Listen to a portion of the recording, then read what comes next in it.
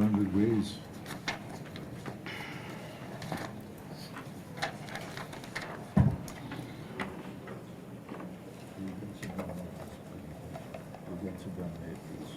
Yes. Thanks a lot.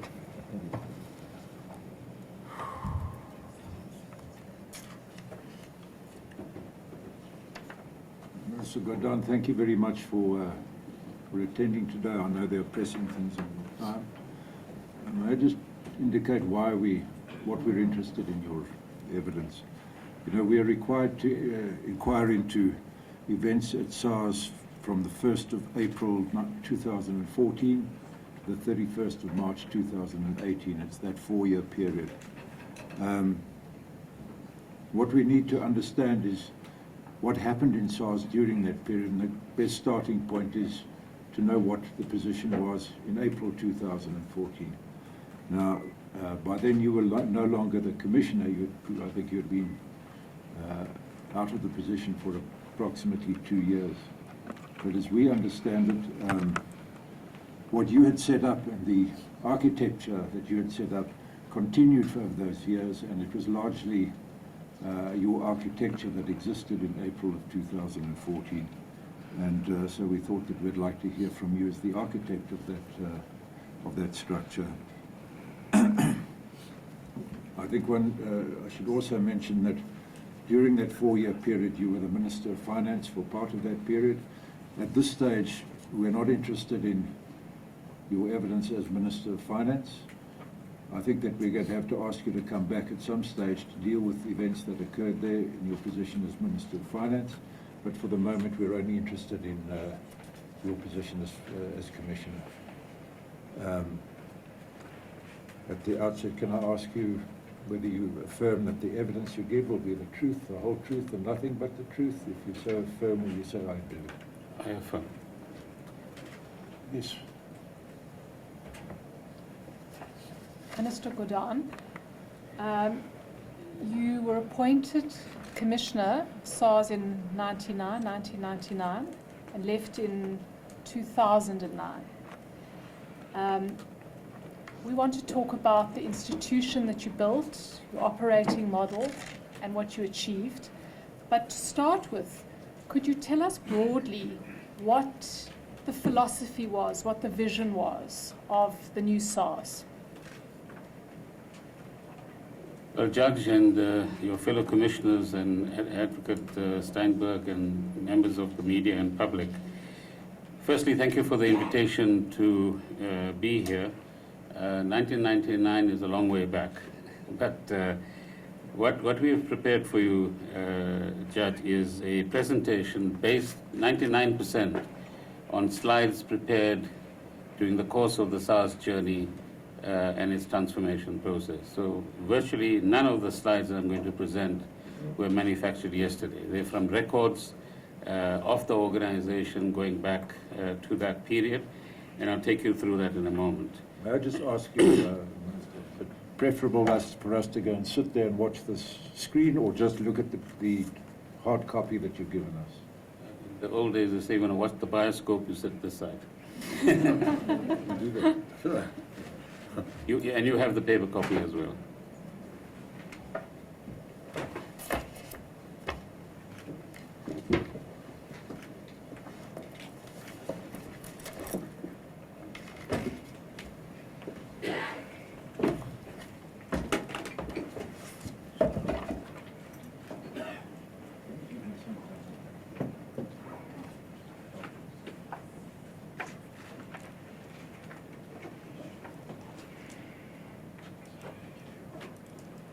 So by way of introduction, before I get into the first of the slides, Judge and your colleagues, I think we need to place SARS and that whole period of 98, 99 and beyond in the context of the fact that in 1994, South Africa became a democratic republic. And part of the process that follows from the onset of democracy is the creation of new political institutions, economic institutions, and indeed cultural and other institutions as well. And once we had the Constitution of 1996, various institutions in relation to the Constitution, in addition to the ones I've already mentioned. I think we would all agree that institutions, both in terms of the actual organization and custom and convention, play a very important part in society. In the case of a revenue service, if we establish the institution of tax compliance early enough in a democracy, as we've learned from many other countries in the world, both in a negative and in a positive sense, then the economic future and the fiscal future of the country follows a particular path. The then Minister of Finance, Mr. Manuel, coined the phrase fiscal sovereignty. So in 1994, we became politically sovereign. But the key issue was, how do we attain fiscal sovereignty given our fiscal inheritance from the apartheid period, be that in relation to growth, debt, interest payments on debt, and the deficit that the new democratic government actually inherited at the time. But the fiscal system, of course, has many parts to it, the expenditure part and the tax part. And the tax part has two components that constitute the tax system: tax policy and tax administration. And in most societies and economies, it is the tax system that plays the key redistributive role. And that applies in our case as well. So by the time we get to about 2009, 10, 11, our social wage, for example, which includes expenditure on social grants, education, health, and other such items, constituted over 55% of the total non-interest expenditure of government. But I take you back to your colleague on your left, who on the 22nd of June 1994 was appointed by President Mandela to head the now famous Katz Commission, which presented his first interim report on tax policy and tax administration. And so started not only the SARS journey, but also the transformation of tax policy in South Africa as well. And the two key elements in that report were recommendations on, firstly, broadening the tax base, and later renewing our tax policy base, if you like, and secondly, creating a good tax administration, which included the customs component as well. Minister Manuel at the time and Deputy Minister Jill Marcus then acted upon the Katz Commission report when they became Minister and Deputy Minister in 1996, once the Government of National Unity, which I'm sure many of us have forgotten about now, came into being. And amongst the first tasks that Ms. Marcus set for herself was to get external assistance for what were initially Departments of Customs and Excise and Departments of Finance, later in 1996, SARS as we know it today, and then 1997, an autonomous SARS in terms of the SARS Act. And so it's important to remind oneself that on the customs side, it was the United Kingdom's customs officials who were seconded to customs in South Africa, who began retraining our customs staff and reorientating them. Similarly, the Swedish Tax Board provided tax experts and IT experts to strengthen the SARS tax system, tax officials, and as I will indicate a little later, introduced us to some elements of the compliance model that we practice later. Of course, we linked all of that to what we call the higher purpose, which we'll come to in a moment as well, which was important because what we wanted to indicate to our staff and to others as well, that by working at SARS, you are not just a rubber stamping official or bureaucrat or an administrative element within a big establishment, but that we were, in fact, if we worked well and worked diligently and worked with integrity, actually reinforcing the democracy that had just been established and providing the fiscal resources that were necessary for government to actually overcome the legacies of apartheid. So there was a direct link in how well SARS performed on the one hand, the tax policy framework that the Treasury provided on the other hand, and the fiscal objectives and socio-economic objectives that government set in our new democracy at the time. I must point out that, firstly, none of this is an individual achievement. It was a collective achievement, both of successive management teams that were at SARS from 1999 onwards, but in particular, the 12,000 odd staff that we had at various stages, that increased to 14,000 at some stage, who became active participants, with a few exceptions, in the process of transforming SARS. And that was a singular success in terms of mobilizing that number of people behind a change process and being enthusiastic about it as well, rather than working by diktat and by instructions or directives, as you pointed out earlier.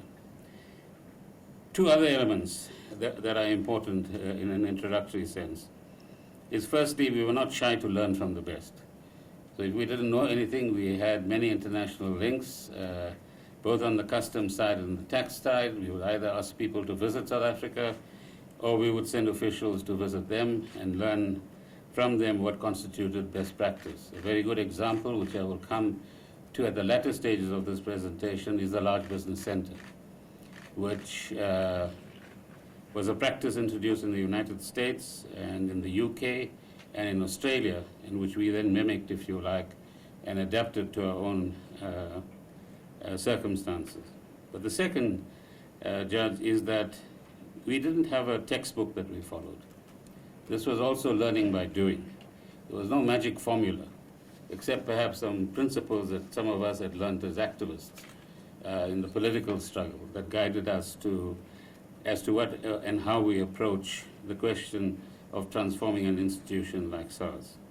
So if you like, non-racialism was an important principle, as was non-sexism, and we tried to reflect it in the way in which SARS transformed. We introduced elements of what we might call progressive activism. In other words, keep the democratic ideal in mind and tailor the institution to serve that ideal. We had a clear but evolving vision. So as we learned more, we fine-tuned the vision, and you'll see that at various stages, the vision had to be revised and reactivated in order to meet the circumstances of the day, but also to be in line with the new lessons that we've learned during this whole period. An important element, though, was what I might call the shaking of the conscience of South Africans. So by engagements and by persuasion and by enforcement, as you will see during the course of the presentation, we reminded citizens of what it meant to enjoy fiscal citizenship, to be good taxpayers in South Africa, to contribute to the transformation process, not only of SARS, but of the country as a whole.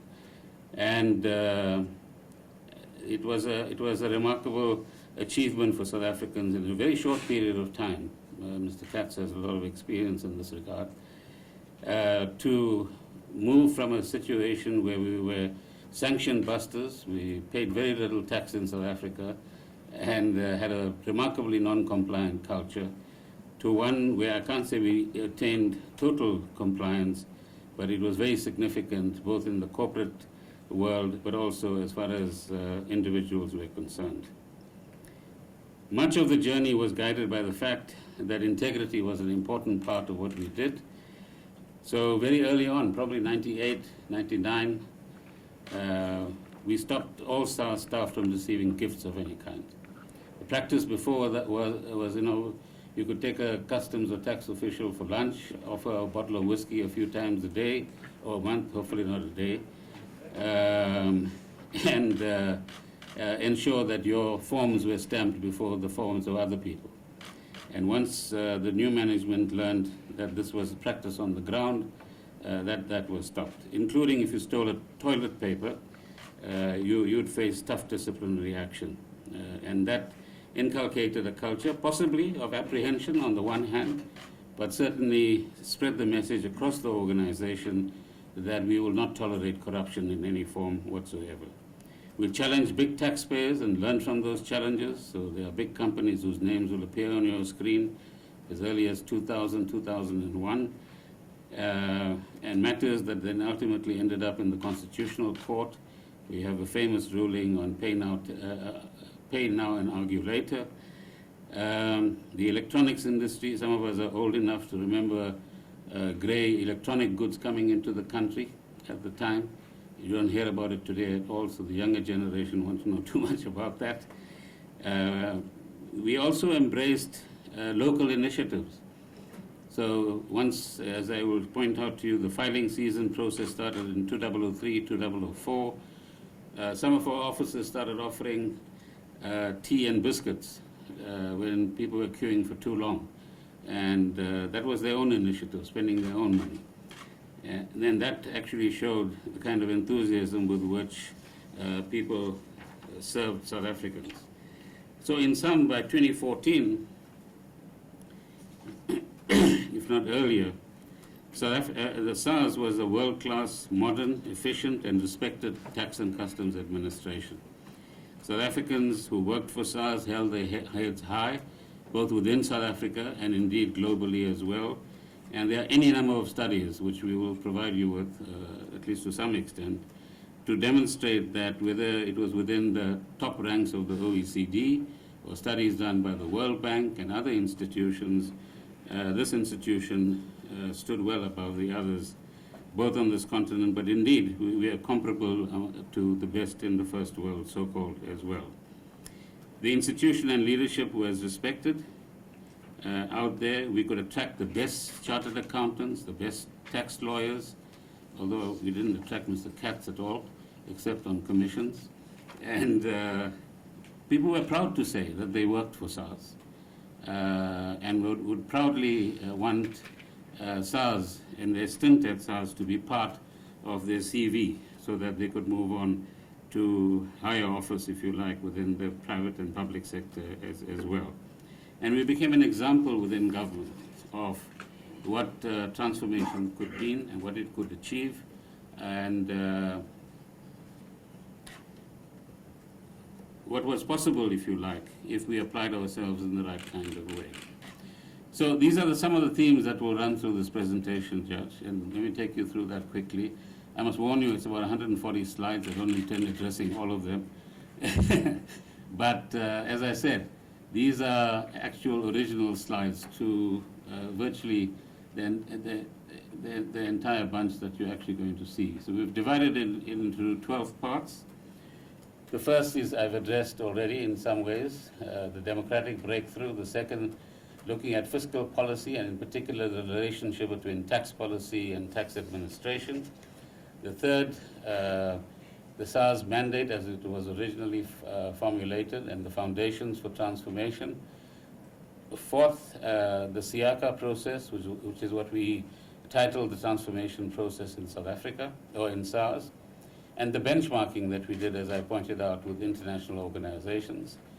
The operating model that emerged at various stages in the evolution of SARS, because that's quite a current topic. The compliance model and how we engage with different types of stakeholders. Our service proposition, Mr. Ho, I see, is here, so he'll be able to add a lot more of the contemporary information in relation to that. The concept of the filing season would really enthuse both staff and public, initially in submitting paper documents, but later largely electronically. Our enforcement machinery that was developed over the 10-year period, without which there will be no disincentive provided to tax fraudsters, and there too it was learning by doing. Education, which played an important part, particularly because the majority of our people were excluded from economic activity, and as new generations came into active employment or service during the post-apartheid era. The large business center, which I mentioned earlier on, and its origins, and of course you will inquire into its ultimate dismantling. Part 11, the people, the culture that we tried to inculcate, and the zero tolerance approach to corruption. And an important part, part 12, which is the customs transformation. This is plus minus the kind of journey that we've traveled, the Katz Commission being set up in 1994 and its report. 97, SARS is an autonomous agency.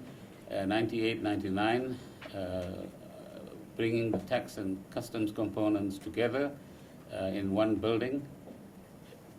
2000 to 2004, the SIACA process is actually initiated, and its successors in 2010 and the subsequent period. We've forgotten South Africa 20 years ago, but these are some of the factors that you will remember we contended with, both pre and post April 1994.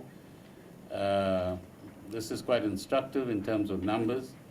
84 to 93, growth 1%, and before the Great Recession, we reached even 4% of economic growth, which means that it played a significant but not the only part in the kind of tax collections that we had, as I will demonstrate in a moment. Inflation, 14.3% versus below 6% today. Deficit, 9.3%. You might remember we came down as low as a surplus of actually 1% in 2008, and it's the Great Recession that pushed us beyond that. And investment boycotts versus the inflows that we've seen, and stable ratings upgrades until recently as well. This is also looking back, so when you look at the slides, you can have a look at that. The SARS Act, the mandate is to administer all tax legislation, which includes both tax and customs, implement trade and industrial policy, but in fact advise the Minister of Finance as well, collect all revenue and operate within the scope of the PFMA.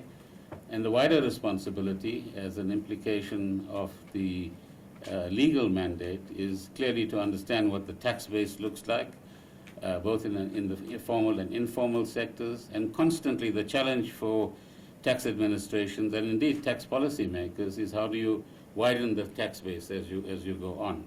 Because a wider tax base, as the latter period in the 2000s indicated, gave the then Minister of Finance the latitude to actually bring individual tax rates down. Some of you might remember the rebates you got at the time. Addressing the tax gap, which is not talked about too much these days, but was very current in the post-2000 period, which is the gap between that which your economy should be giving you as the tax collection and that which you actually collect. And there were various studies done by the IMF and then eventually by ourselves in SARS to get some grip on the unknown, which is the tax gap. But about a study in about the early 2000s by the IMF indicated that Denmark and Singapore were the only countries with zero tax gap. I doubt it, but that is what they came up with. The United States, with the fearsome IRS, had a 10% tax gap. So you can imagine where South Africa stood in that equation. And I think even now, the challenge is, what does a tax gap look like? Where does it lie? What is its composition? And what machinery do you actually require and skills do you require in order to address the tax gap? Promote a new compliance culture, which was critical to us. We would have failed as an administration if society didn't respond the way they did during the 2000s and understand why tax needed to be paid, even if it was a grudging compliance at the time. But there's this famous quote about plucking a chicken without it hissing too much. In South Africa, we had very little hissing, I would argue, and except from particular constituencies. The ideal in the literature is voluntary compliance, but it's an ideal. It means that everybody understands what their tax obligations are, and without any enforcement technique being applied or disincentive being applied, you would voluntarily comply with your obligations. We also had a responsibility within our region, developing their tax and customs administrations, but also promoting trade and being mindful that customs should not act as a non-tariff barrier to trade within the region itself.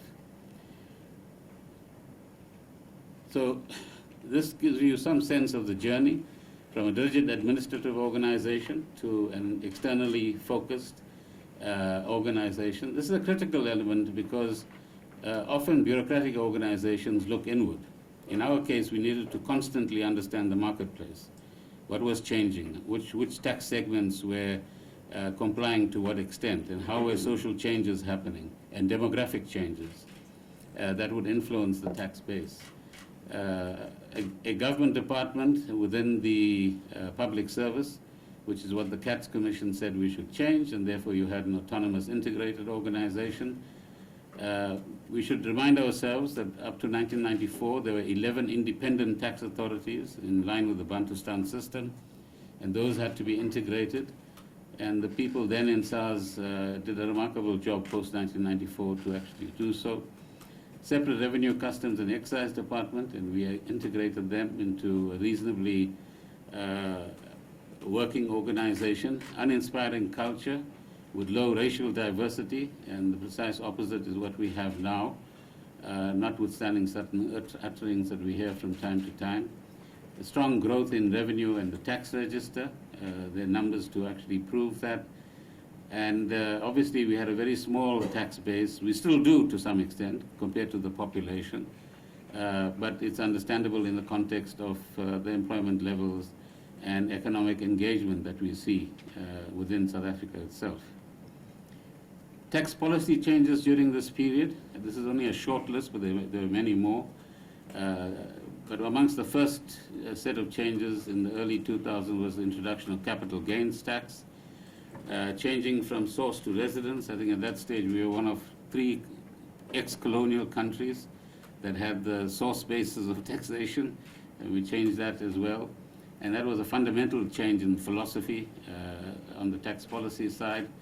There was a period around 2000, 2001 where the insurance industry had a particular legislative formula in terms of which they calculated tax that changed to, and I'm sure has evolved further from the 4 funds approach. But in that one tax year, about 2 billion rands was collected as a result of the legislative change. There have been changes on the tax on retirement funds, lots of debate around what is called GAR, the General Anti-Avoidance Rule in the mid-2000s, but which also gave the tax authorities some latitude on the one hand, created a little bit of uncertainty for the business sector, but certainly got the courts involved, Judge, a lot more when litigation took place around those issues. Preparation for a review of the secondary tax on companies, and then some of the others that you actually see there as well. Now, why is this important? You need an effective tax administration with the right kind of capability to translate policy pronouncements into an administrative machinery to collect money in terms of these policy changes. And over the years, if you read the budget speeches of ministers of finance, they say, no, we're announcing X and Y and Z change on the policy side.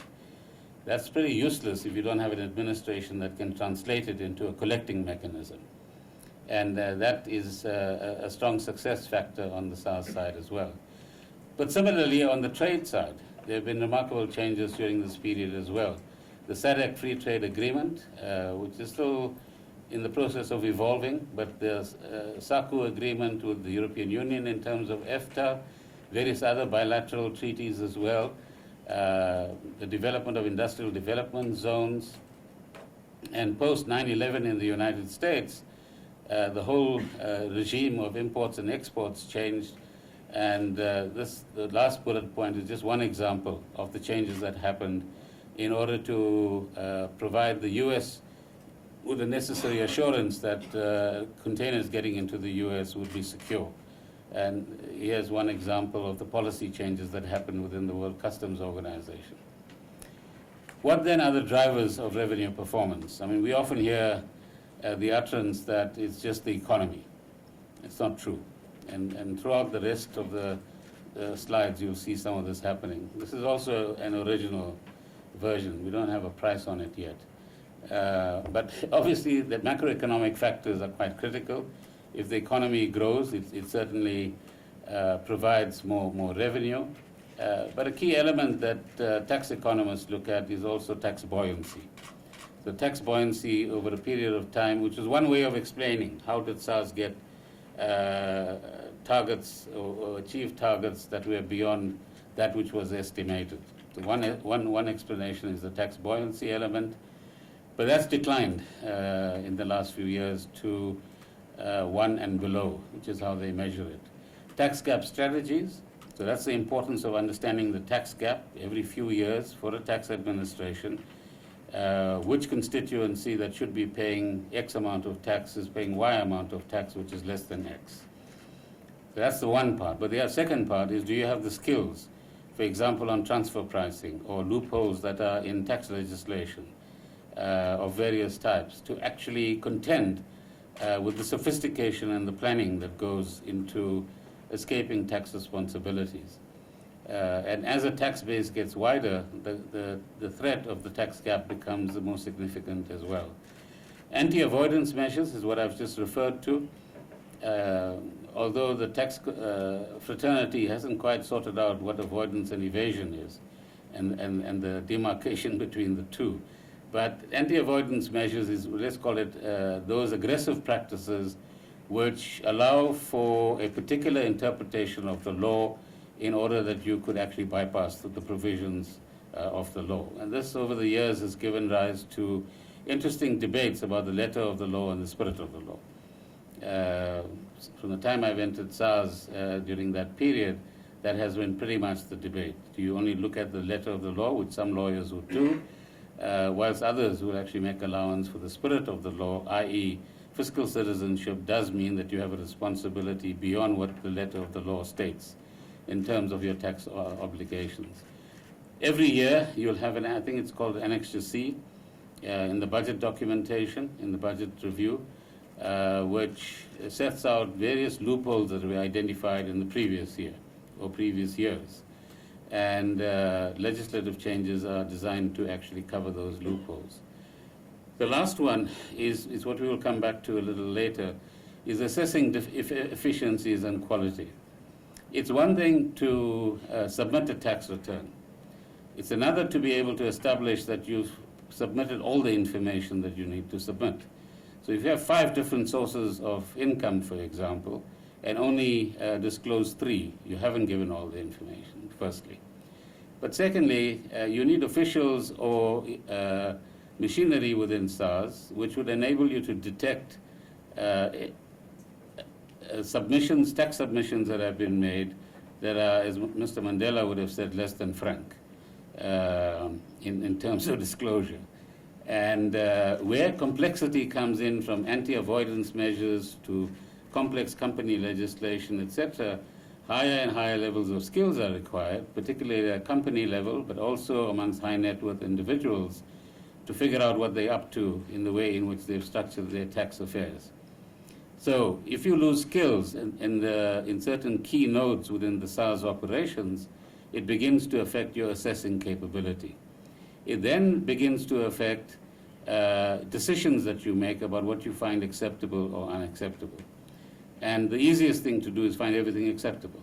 That means now a significant amount of tax begins to escape your hands and the grip of a tax official.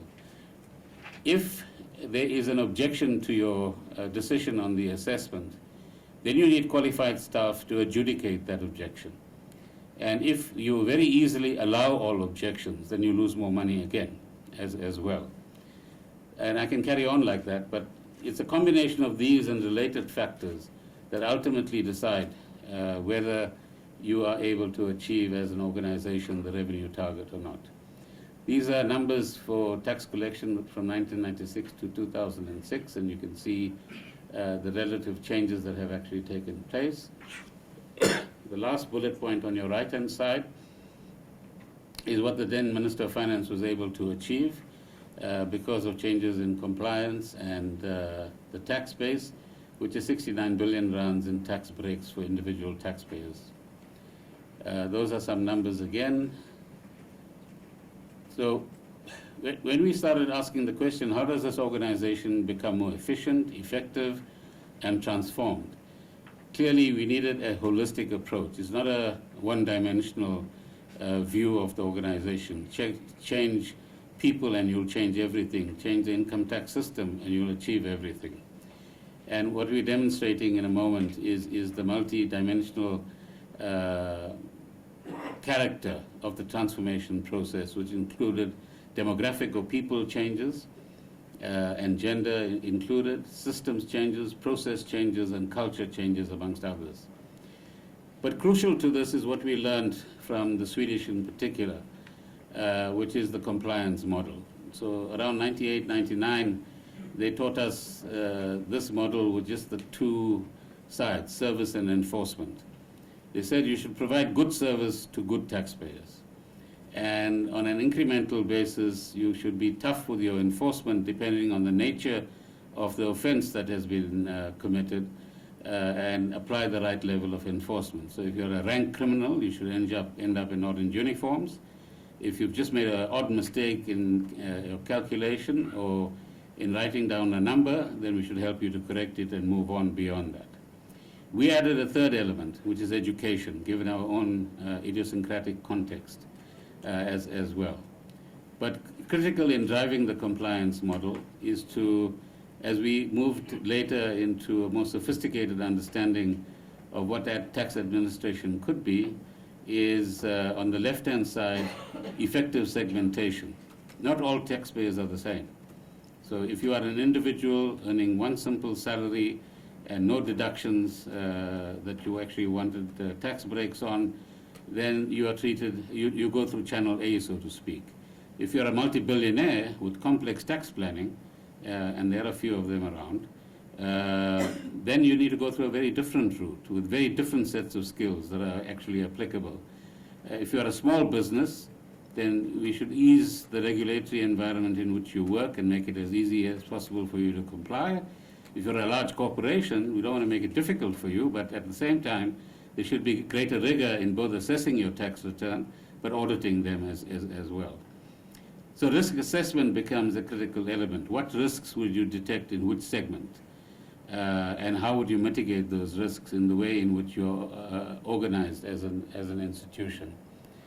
And of course, awareness both by and of your customer stroke taxpayer is critical in this as well. This was an early model that was constructed in the time to understand what we needed to do. What was our mandate, starting at the tip of the pyramid?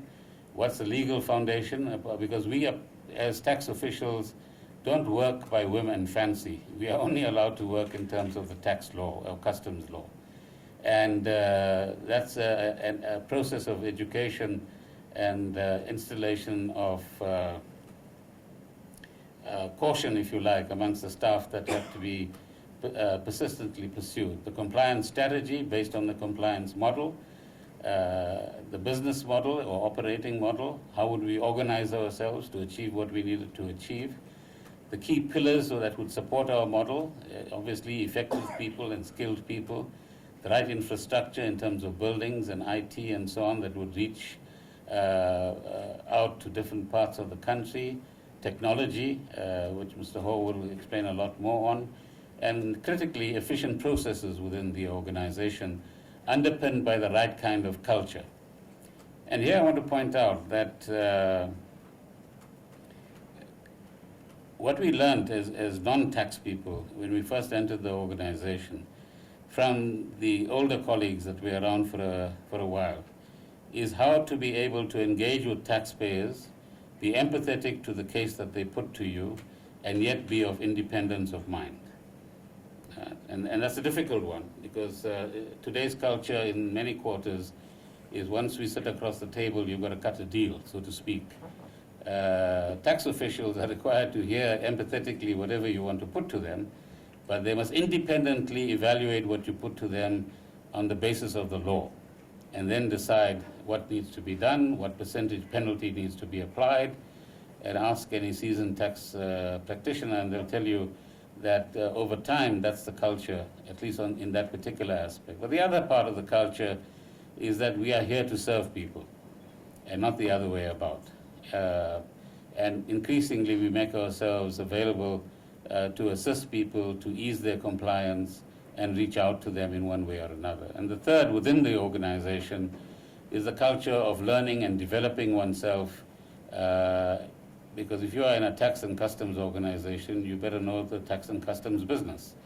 And every year you should be able to say, I've earned a better understanding of how the business conducts itself.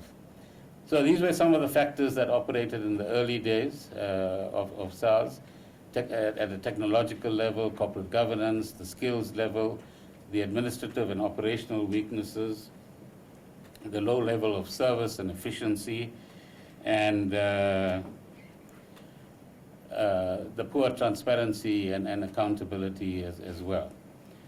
The external reality, these are some of the factors that applied at that particular point in time. You can see the population was 45.3, so this is the early 2000s we're talking about. The compliance challenge was how do we widen the tax base, as the Katz Commission pointed out, including economic participants in both the economies, both meaning the first and second economy, as President Mbeki used to characterize it, substantially reduce the tax gap. So are there taxpayers who should be registered for tax that are not? Are there taxpayers who should be filing tax returns that are not? Are there taxpayers who owe money that are not paying or making incorrect disclosures? And this is where the element of third-party information became quite critical and became much more important in terms of connectivity between SARS and external sources of information post about 2007 onwards or 2006 onwards. In other words, if you say that I had a lump sum from an insurance company and I said 250,000, but in fact it was 300,000, then the information that comes from the insurance company would enable the tax official to find out, or the tax system to find out, that you've actually not made the correct disclosure. The minimization of tax liability through aggressive tax planning, that's a lifelong battle between tax officials and the industry outside. Different levels of compliance in different sectors, and obviously tax morality that follows that as well. And the task of building a culture of sustained fiscal citizenship. We also helped many of our neighbors to either lend them auditors to train auditors, do technical training. We helped the Lesotho Revenue Authority establish itself. We gave our customs system to Swaziland, for example, but like that, we also traversed the rest of Africa. And today there's a very effective Africa-wide tax administration organization as a result of initiatives that were taken at that time. We now move into the change process. This will be the benchmark, or some of the elements of a benchmark of a good tax administration. Apply tax laws fairly, outline and communicate to taxpayers their rights and obligations. That's where the taxpayer charter comes into effect, and the tax ombud that office that we created later. Treat all inquiries and requests in an accurate and timely fashion, and so on. So these were some of the key elements that would inform the way the transformation process occurred. Back to the compliance model, which informed the rest of the processes that we followed. This again is an old slide, which reflects the multi-dimensional approach to change in SARS. There's more sophisticated versions of it as we get later.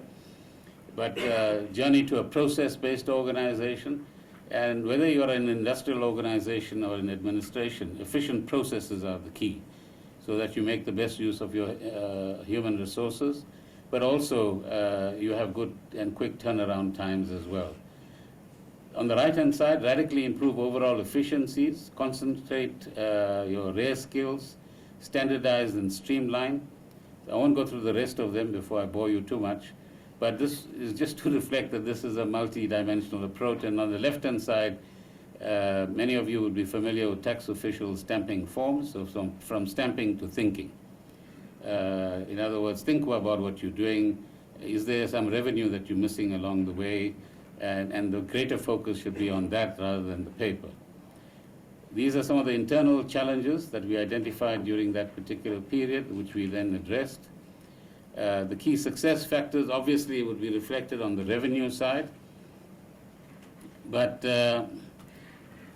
you'll see from the records, ladies and gentlemen, that revenue became an important component of incentivizing staff, particularly if they passed the particular benchmark around 96, 97, and then on to probably around 2000, when Mr. Liebenberg, as an ex-banker, came along, not the finance minister, but the person who was, I forget his first name now, as the commissioner of SARS.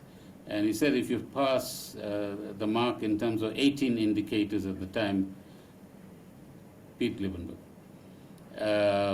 then every staff member would get a bonus. And we had to wean the staff of that ultimately to a performance-based bonus. But I believe that more recently revenue has been reintroduced as a component on which performance bonuses are based. The compliance climate is critical. That means work externally from the organization. Operational transformation, which will be an ongoing process and still is, I imagine. Service, leadership, employment equity, making sure that the character of management and staff changes, both in the sense of race and gender. Continuous development of skills and the capabilities of staff. Enforcement capability and its evolution over time. And constantly keeping international networks going, which are more important today than ever before. In a period around 2007-8, the first experiments of cross-border audits were tried between Canada and the UK. In the period before that, you audited the company that operated within your boundaries. Then they began to ask the question, how do you address multinational companies? And so joint audits were then introduced, and now it's actually advanced much further than that period as well. So what was our approach? Maximize voluntary compliance. But as I said, that happens for most people, depending on the climate in the country and the kind of risk factor of not complying increasing. Credible enforcement action. And this is where risk assessment and information gathering, the word intelligence gets us into trouble sometimes, as we've learned later. But understanding where risk is absolutely critical. Ensuring visible enforcement, which we've lost on and off. In other words, if you just audit tax files by sitting at your desk, it's one thing. Get onto a business premises and audit the tax files is quite another. And so those used to be called field audits, and they have the most impact in terms of generating a better climate of compliance amongst the business world, but elsewhere as well. Collaboration with industry and tax professionals. So today you have tax practitioners unit that deals with tax practitioners on a different basis, and I think that happens at offices as well. Reliance on third-party information matching, which I talked about earlier on. Efficient and quality processing. We'll show you the changes that happened in that particular regard over the years. Modernized infrastructure, empowered staff and constant skills upgrading, and an adequately resourced organization, which certainly became after 2002. This is interestingly, in about 2000, we issued a tender to get assistance on how, A, we diagnose some of the deficiencies in the organization, but B, design a transformation plan. So there's a new Bain organization that operates now, but that was an old Bain organization that had a black empowerment partner that came into SARS and did a quick diagnostic of the organization based on the information I provided earlier on. And so you can see the 3 steps clearly. Pre-SIACA, bureaucratic, inefficient, siloed by tax type and system, which is still evident in many of the post-colonial countries around us, where VAT and so on are all separated. The first phase of SIACA was a non-technology phase, wisely. In other words, change processes, make them efficient and standardize them, create a flatter organization, create dedicated taxpayer services, dramatically improve enforcement. That is a key theme, because if there's no risk of you being caught or no risk of you being prosecuted, as is the case now in some instances, then why must you comply with the law, is the logical question people would ask. And better trained and motivated staff is certainly something we achieved during that period. So I'll explain some of the changes that happened in that first phase And once we've achieved that over a 3 or 4 year period, we move on to phase 2, SIACO 2, or what became known as modernization, which is IT-enabled and process and market-segmented organization. I'll explain some of it, but on an uncoordinated basis. I'm sure Mr. Hall will address that as well. So how do you leverage technology in order to make it easier for taxpayers to comply, but make the organization more efficient and manage risks better? Smooth the revenue collection cycle. In other words, managing the cash flow of government. Tailor the service component and the enforcement component to the particular segments that you want to look at and that are most need of either the service or the enforcement side.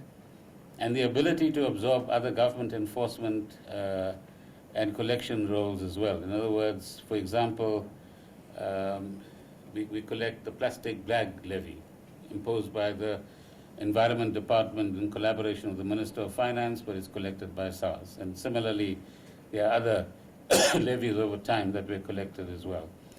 And work on the basis of knowledge and insight as far as that is concerned.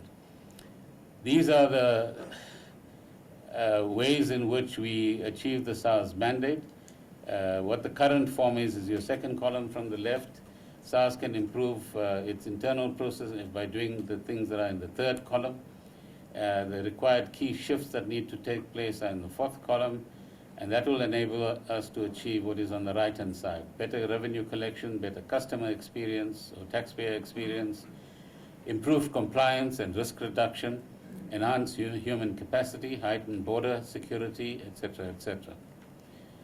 I'll just skip that. So the old SARS had 42 odd, what we call receiver of revenue officers. The older generation in the room will remember them.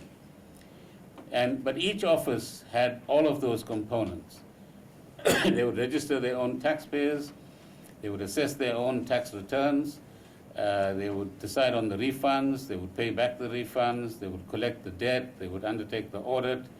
And the key proposal that came from the SIACA diagnostic was that you need to create a service or frontline set of taxpayer service propositions and officers. Secondly, that you need to concentrate the processing capacity in 6 processing centers. And thirdly, that the enforcement part should also be concentrated in what was then 6, I think it's probably a little bit more now, centers as well. In other words, for example, if you take, in today's terms, transfer pricing auditors, you can't put one in every one of the 42 offices because no sooner you hire or train a transfer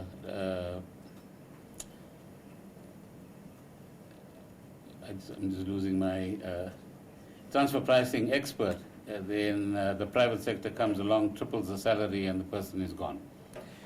But during the period that the LBC operated, we certainly were able to both bring in skills and retain skills as well, both because of the ambience within which they work, but the effectiveness with which they were able to apply their skills and knowledge as well.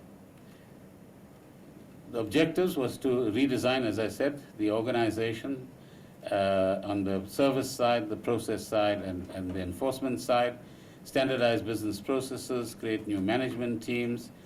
And what we found that between 2001 and 2004, during the preceding period to that, largely 90% of the tax officers were under white management. Same applies to the customs officers as well. By the time we get to 2004, that the character of top management changes completely without firing anyone.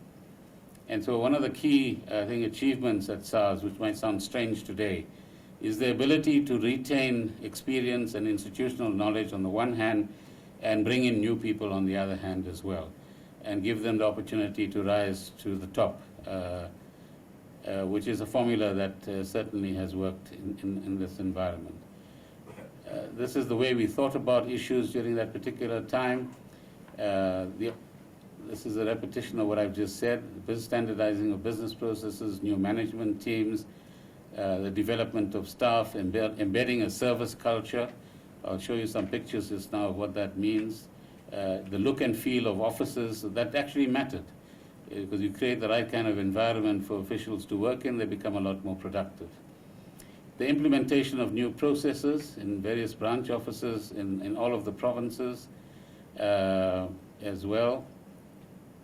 And this enabled us to identify further process improvements, which we'll address in a moment as well. So the process of transformation is not like putting a light switch on. It's a process where in some instances you need to stabilize a function, then enhance it, and then move on to more substantial changes. And yet in other cases you might be able to shift from stabilization to substantial changes within one step as we move towards the future. The operating model proposed by the new Bain, I referred to the old Bain earlier on, I believe there's a Bain representative sitting in the audience here today, this is how we began to understand the operations of SARS. On the left-hand side is, if you like, the front-facing part of the organization where you relate to the public. There are various channels through which the public interacts with you: telephone, face-to-face, electronic, etc. And those are the forms of interfacing. So this is a very early understanding of the processes within SARS, probably dated around 2001-2. But what we wanted to do was to understand the pyramid on the left better. And it's the 80-20 principle, if you like. So the largest part of the pyramid, as you can see when you relate it to the right-hand side, contributes the smallest part of the revenue. And the smallest part at the top, or the tip of the pyramid, actually makes the biggest contribution to tax revenue. Of course, as South Africa evolves to a position where all adults in South Africa, say 30 million of them, lead a middle-class life, that pyramid will change. And the various tax contributions will change as well, as will tax policy, I'm sure. But that's the relationship that we understood at that particular point in time. This was what was called iSARS, building on the SIACA processes. We then began to ask the question, where is there surplus human capacity in the organization because of the introduction of technology, and where are the bodies, the warm bodies, actually needed. So we weren't talking about firing people, we were talking about retraining and reassigning people where they might actually be required. So if you look at number one on your left-hand side, it is increased specialization so that we can have targeting of high revenue generating taxpayers and traders. Number two, streamline the middle. That's largely the administrative processes, because automation was beginning to take over many of those functions. And three, increase the outreach, particularly amongst SMMEs and the informal sector, so that we could continue to recruit people into the tax base and widen the tax base. So understanding the tax base and segmenting the tax base and taking what was then called a cradle-to-grave approach. In other words, by the time you are, in some countries, by the way, the minute you join university or the minute you're born, you are added to the tax register. And then when you die, you're taken off the tax register. So we didn't quite get to the cradle yet, but that's something to look at in terms of future models.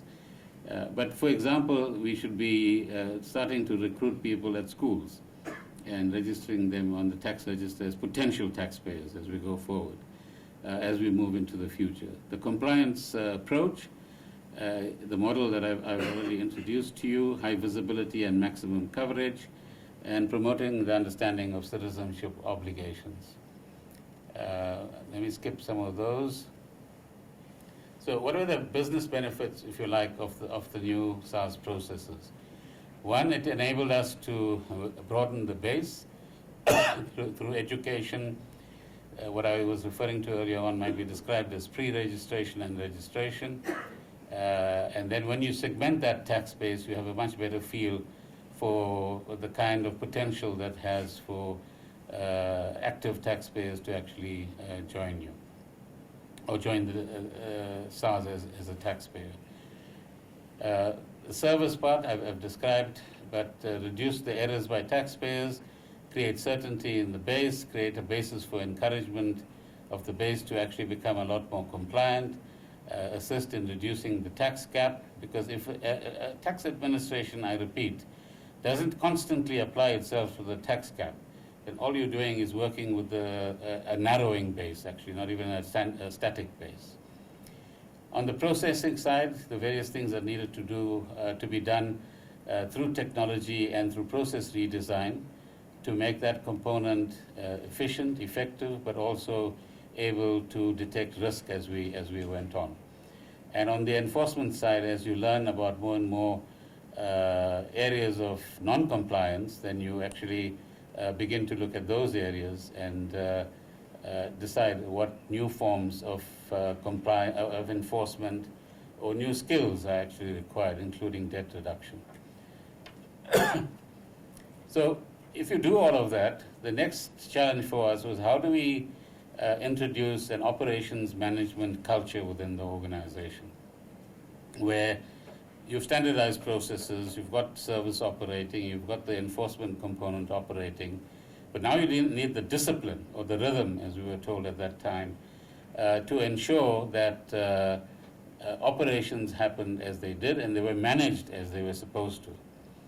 So we reached a point, I think, probably around 2004-05 onwards, I think that's the line right at the bottom, where in every one of our officers at 8 o'clock in the morning, the team leader will meet with the team of 5, 6, or 8 people, and in 5 minutes discuss what the tasks of the day are, who is supposed to do what. They disperse. That team leader then reports to his or her manager, and by midday, all of those reports filter up to the head office, where the operations people understand what's going on and what can be the outcome for the day. I won't go through the complications there, but that's the discipline in terms of operations management that we introduced over a period of time. So these are some of the processes that were followed. I won't go through all of that now. This also the new operations structure, more skilled operations managers. A manager is, if you like, a generalist, but an operations manager requires a particular set of management skills in order to ensure that the right skills are performed and the right tasks are performed as is required at that particular point in time in a year or on a particular day. This again is a reflection of the ops management system that we tried to create, and I think largely succeeded in doing during that time, and these are the various processes we followed.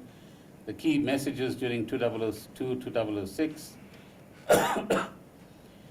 we again inculcate the team culture, achieve better employment equity targets, develop a cadre of progressive professional managers, ensure that we constantly upgrade people's technical skills. You can't sit on the top of a VAT group of experts and not know what VAT is about at the end of the day. So developing managers to have technical skills was as important as everything else. And on the right-hand side, the various developments on the technology side that will be covered later. But what was key around this period was the ability now to get management information and executive management information, develop internal capacity to mine the vast amount of data that SARS has, and to present it in a digestible form that would inform both the treasury of what is going on, but ourselves in an operational sense as well. And I think that unit still operates very effectively. This gives you some idea of the growth in taxpayer number of PAYE, PIT, and VAT assessments that were processed. So 96, 97, 4.5 million, 2005, 6, 12 million, almost treble. Similarly with exports and imports, the register growing by 10.5% over the 10-year period. I'm sure it can grow even more now, and so on. These are numbers available for the volume growth again.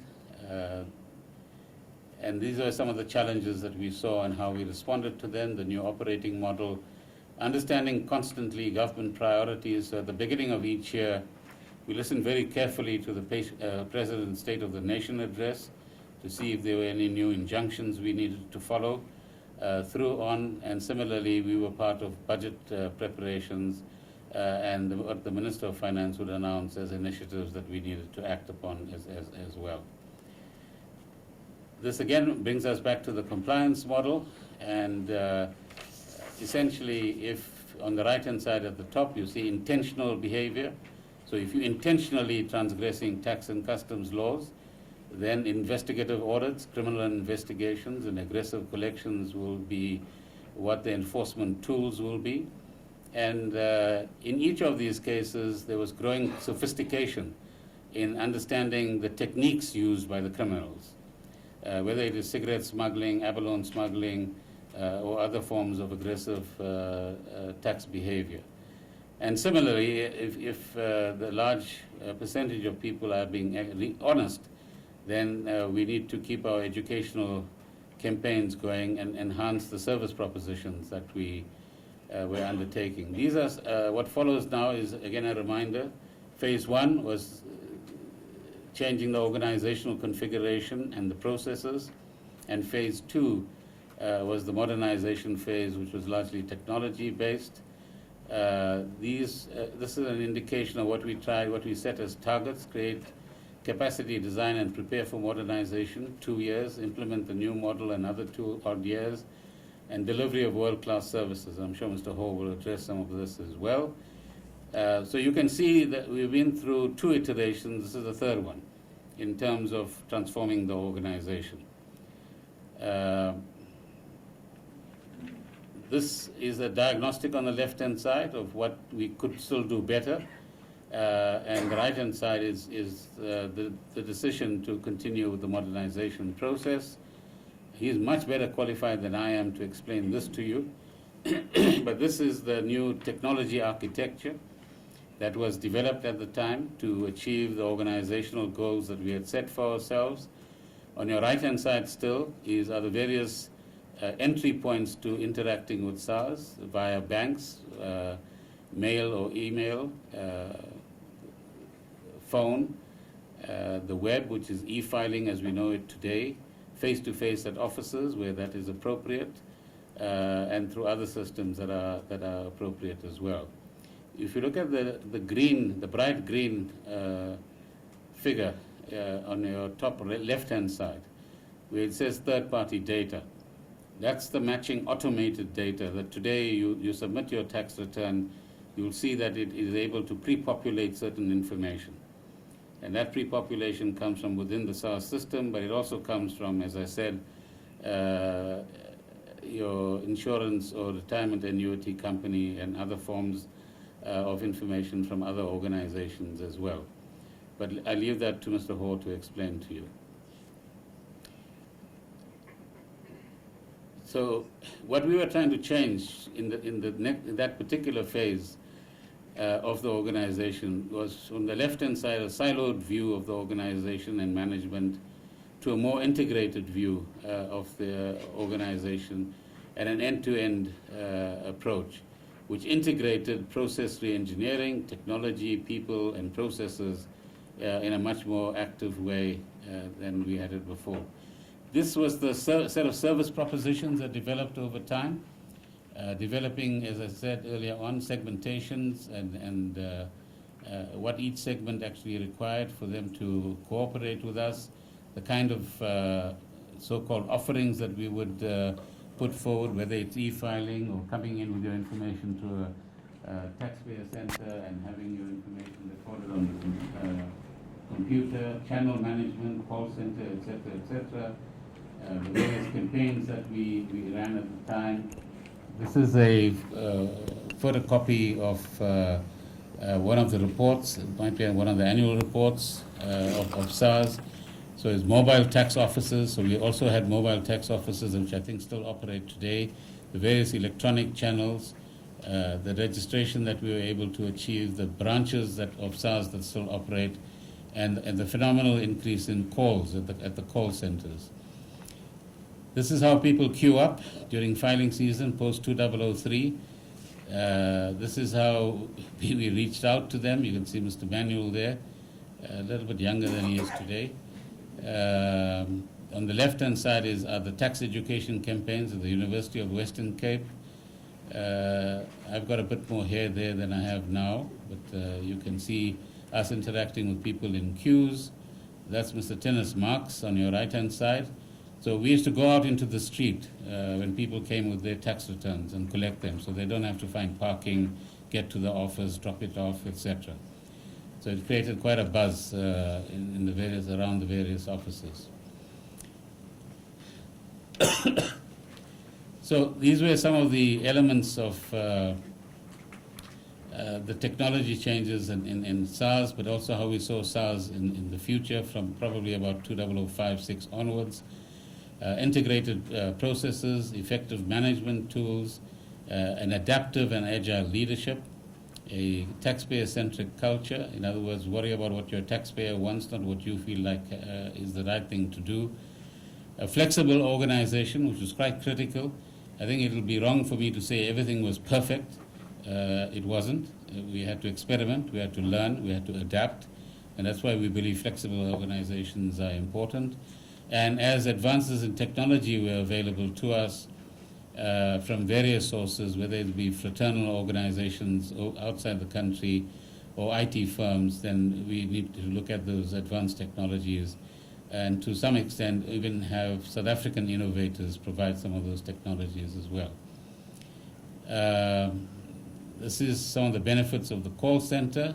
I'm sure it gets frustrating sometimes, but this is how we saw it then. The role of taxpayer education and outreach is quite critical.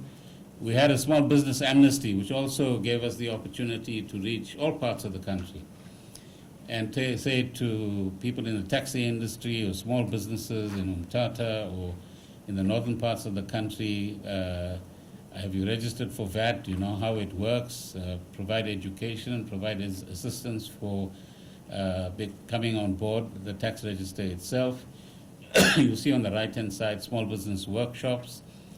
And we had a very enthusiastic group of people throughout the country who would go out and interact with taxpayers. Small businesses, both today and then, were a very important constituency, and various efforts were made to, on the one hand, on the policy side, reduce the burden on small businesses and give them special tax dispensations, but on the admin side as well. We tried to both perform the education function, as I said earlier on, but reduce the red tape that they had to go through as well.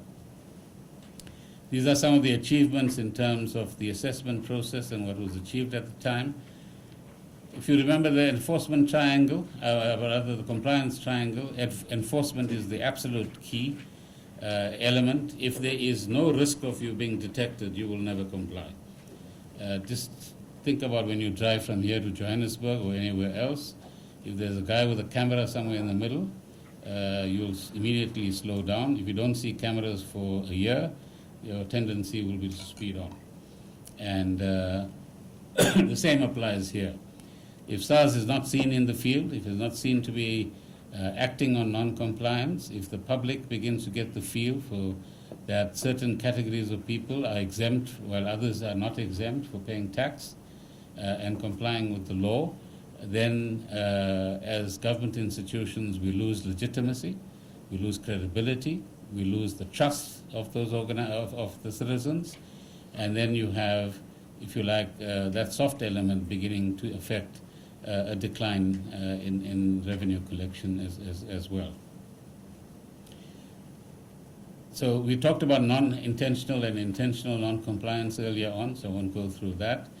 But what was critical in the period before around 2003 or so, the SARS capability extended to the point where SARS had 2 or 3 prosecutors on their staff. So they could, an auditor could audit a taxpayer, identify whether there was a criminal or administrative offense, and the prosecutor had the right to take the person to court, have the person charged, and prosecute the case as well.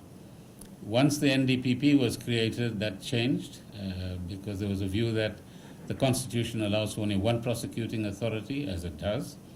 And then we entered into an arrangement with the prosecuting authority to actually set aside, I think it was 8 or 10 or more people within the prosecuting authority that we would pay for as SARS, but they would be trained as tax and customs prosecutors. But in a few years later, that began to lose its way as well. In 1997-98, when some of us first got to service, all we had was this the title right at the bottom, the Special Investigations component. My first experience with the head of Special Investigations in March 1998 was when he told me, I can't tell you what I do. I only tell the commissioner what I do. So it was a secret unit, if you like. And but it did have the prosecutors and some investigators and so on. So if you compare that to where enforcement evolved over a period of time, it was quite a formidable capacity that was developed. This is where the start of every activity, as you see in the Financial Intelligence Center as well, is a reporting of suspicious activities to a central point.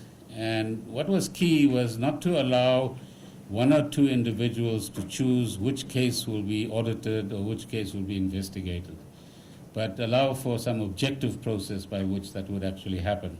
And later, you will see that technology was introduced together with a so-called risk engine to choose which container will be stopped, for example, at Durban Port and opened up for investigation, or which tax return would be actually audited and on what basis it would be audited, so that the subjective factor decreased over time. So these are different forms of enforcement on the tax and customs side. The examination or inspection is a fairly lightweight issue, but in the front lines of the customs component, so if you open up a container of goods that are just landed on the shores of South Africa, you could have the first 2 meters of depth in that container with material that is actually attracting, let's say, a 10% tariff. But behind that, you could actually have the rest of the container full of material that would attract 35% tariff. But you will charge 10% because that's all you see, unless you unpack the container as a whole. So having the skills in the front line to know the difference between 100% pure cotton apparel versus a synthetic material, or be able to disaggregate the goods in front of you in terms of the WTO valuations system and distinguish between one tariff line and another is an important customs skill, which is a key component of defending South African industry and business as well. Because if you can bring in goods, as does happen and has happened, either by smuggling containers out, by making deals with one or other official, or paying a much lower tax rate than you would otherwise pay, then you have unfair competition in the economy, and that wipes out local businesses or local jobs as well.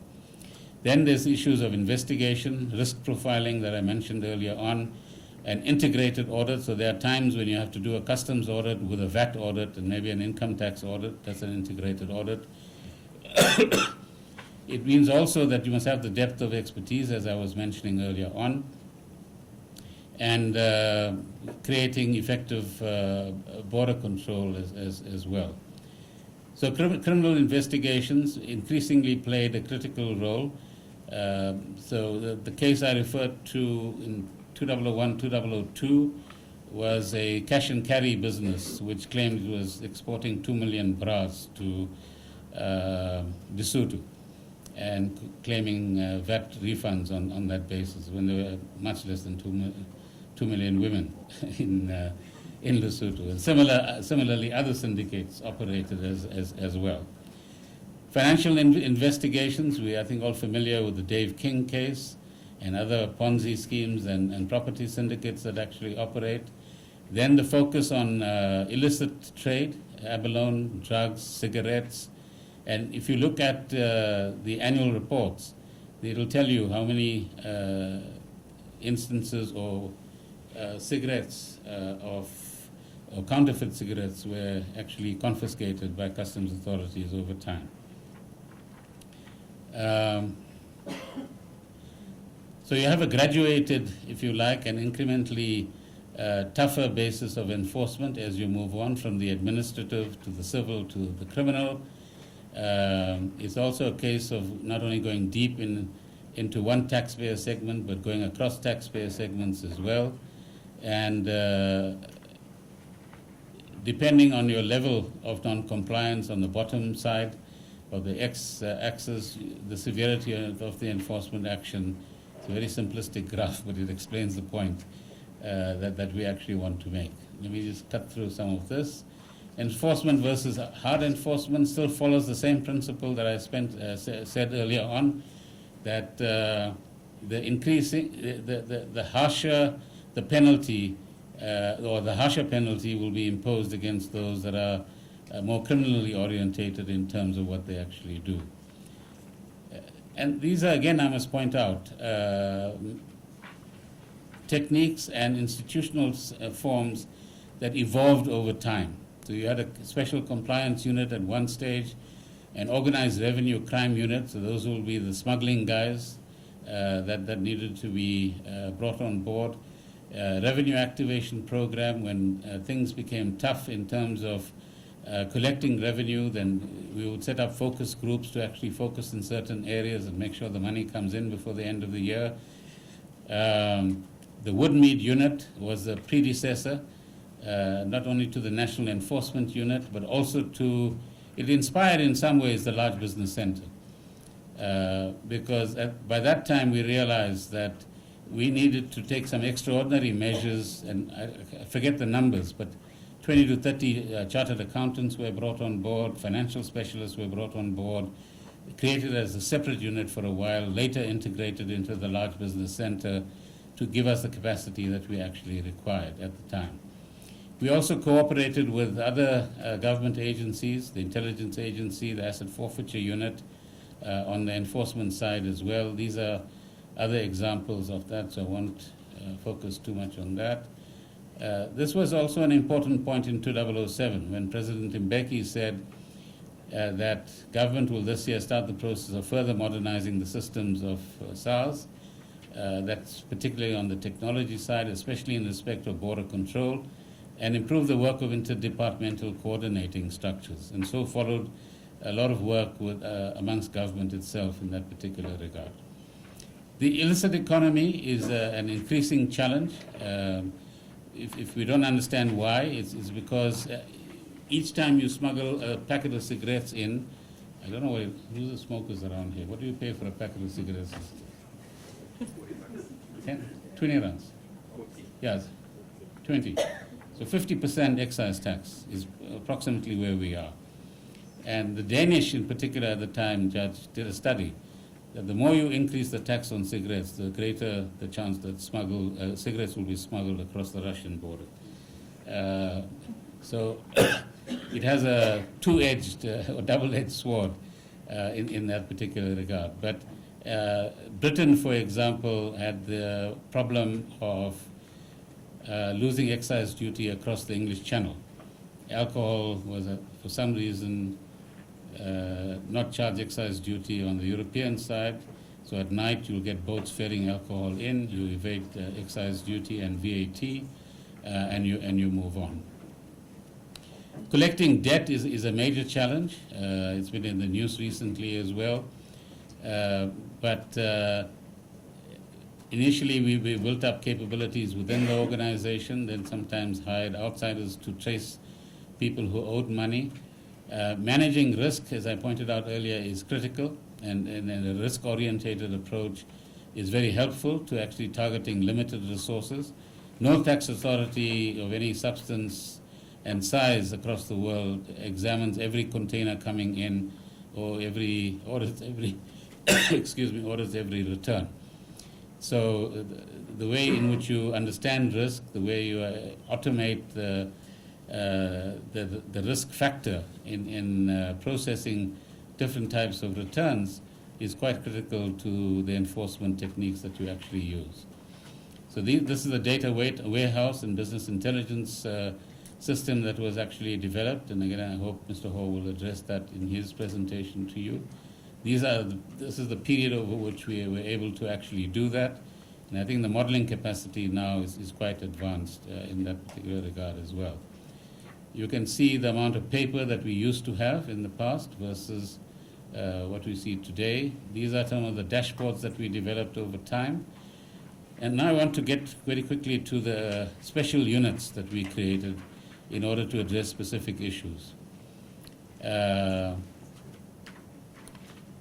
as I said earlier on, that we actually did a global study inspired by some of the developments in the advanced economies around how do you deal with big business and big corporations and have both the service component on the one hand, but the enforcement component active within a single environment, and reduce the cost of doing business in a country as well. So those are some of the issues that we looked at. How do you reduce the corporate tax gap, build a culture of compliance amongst the corporates, reduce cycle times. At the moment, I don't know what the latest number is, but corporates were used to the idea of submitting tax returns 18 months after their end of year. I think it's a little bit better now, but auditing them would take equally long as well. So developing the right processes and risk management was critical to dealing with large corporates. The research process was led by Mr. Ivan Pillay at the time, and there are formal documents. So we've got a whole number of files for you, Judge, that have many of these documents that I will submit to you for your, as they say, reading pleasure. And then these are the consultations that took place with different constituencies, looked at international practices, as I said, in Australia, United States, Canada, etc. Let's see. This is the process that informed us. So what we wanted to do was provide world-class operational excellence with a one-stop, single point of entry for all tax types, for effective interaction with large corporates. And the key here was that we even had, I think, about 8 relationship managers for 8 sectors of the economy. So if your company had a problem, you didn't have to run around SARS, you contact your relationship manager, and that manager or relationship person would then link you with the relevant components within the LBC or SARS and help to resolve the problem as we go forward. These are some examples of dealing with different segments on the LBC side. We also went into an extensive analysis of the companies and looked at how we actually disaggregate them into different segments. And of note is the last point there. The part of setting up the LBC was also to set up a high net worth individual unit.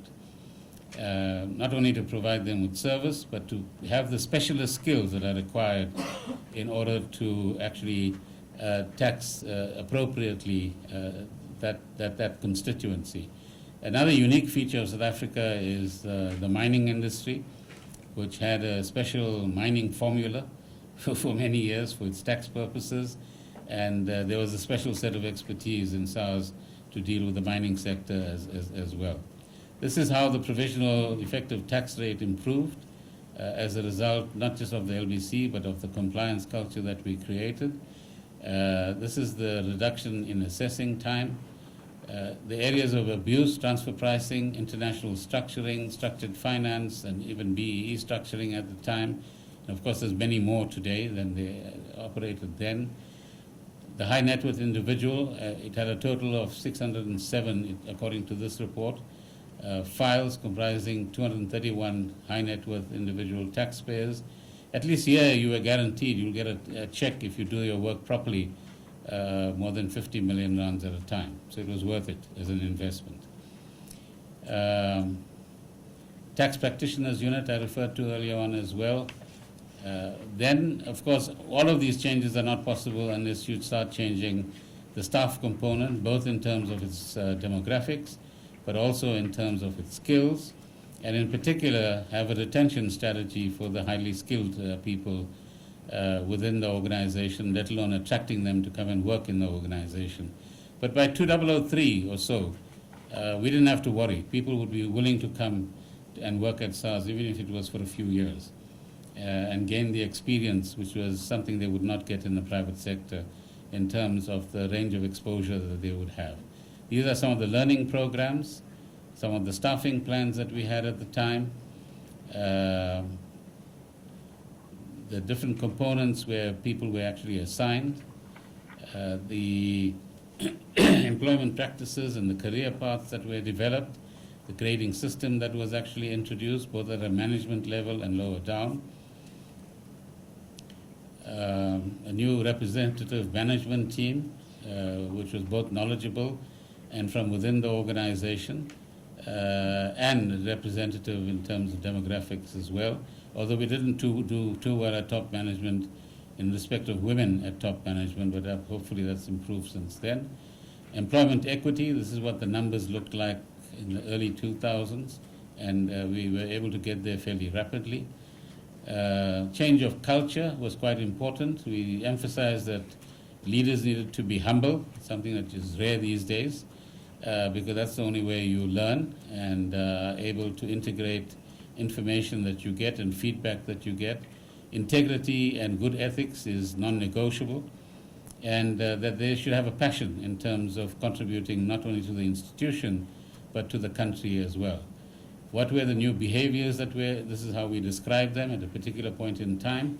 You will see the fifth bullet point is we do not pack our bags at 3:30 p.m. when the job is not complete. So that was the old bureaucratic culture, which we tried to change. The higher purpose we talked about earlier on, but that truly inspired SARS staff because they understood that what they were doing was contributing to a set of national objectives that they could identify with, and they could see the improvement in education, in health, in housing, particularly during those early years of time. This was, if you like, ethical conduct framework that we developed. So you'll see gifts and gratuities, and various other things, declaration of interests. We wouldn't allow for anybody on the SARS senior management, let alone anywhere else, to sit on a board of directors anywhere else or have conflicts of interest of that sort. Employment integrity again, some of the challenges that we face for the future, the leadership culture that we expected of leadership within the organization with integrity at the heart of it. This was a campaign we launched in 2003, We Are Together, Remojo. And we said that's where we reinforced the higher purpose. Our organization, our country, and our future are linked. What we want to be as an organization, what our strategic platform would be, how the compliance strategy would actually influence what we collect and protect our borders and economy. The SARS operating model, which obviously evolved over time, but faced some challenges in more recent times. What would optimal operations look like? I talked about the operations management system that was introduced and incrementally improved. What is transformation and the different elements of transformation? And what are the next steps in our transformation process? Our people are a real asset, and we actually meant it. Enabling technology, and you have an exposition of what that bold program looked like, and the way in which we wanted SARS's culture to be modified in terms of new behavior. Integrity, and leaders needed to be activists, which is rare, but it's something that we said people need to have as a key quality as we go forward. And the importance of sharing ideas and knowledge and contributing to the development of SARS. I think it's a well-known fact that if you want to really understand A, how an organization works, but B, how you want to improve an organization, it's the workers on the ground who have the best insights.